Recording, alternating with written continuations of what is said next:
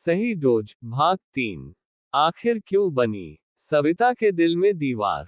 उन दिनों घर का बढ़ता हुआ तनाव दिन ब दिन और बढ़ता जा रहा था। सविता हर एक की बात सुनने पर भी नहीं सुनती थी। दिन में कभी भी कमरे में लेटकर उपन्यास पढ़ती रहती थी। सबके जाने के बाद सवेरे ही वह भी घर से निकल पड़ती थी।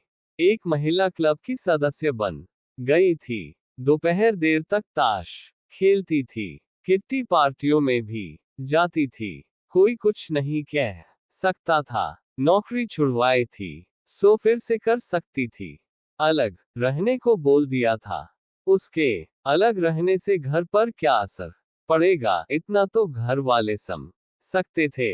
जब भी सविता माँ के घर जाती थी तो यही कहकर कि शाम तक लौट आएगी, पर 3-4 दिनों तक नहीं आती थी। अब उसकी इस घर में कोई दिलचस्पी नहीं रह गई। एक दिन जब वह घर में थी, रश्मि कुछ ढूंढ रही थी। भाभी, तुमने मेरी कॉपी देखी है कहीं? उसमें मेरे कुछ जरूरी नोट्स है। इधर घर में धूल इतनी है कि खोजने में सारे कपड़े गंदे हो गए हैं। सविता बरस पड़ी। रश्मि, तुम अपनी चीजों को तो संभाल कर रख नहीं सकती? ऊपर से कहती हो सारे घर में धूल की परतें जमी रहती हैं।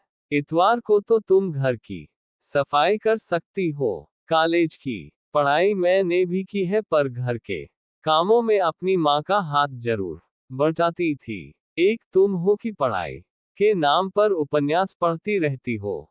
बहुत हो चुका, अब उठो और घर की सफाई करो। महरी भी आती होगी, बर्तन सिंक में रखकर नल खोल दो। मैं अपनी एक सहेली के घर जा रही हूँ, कहकर सविता चली गई।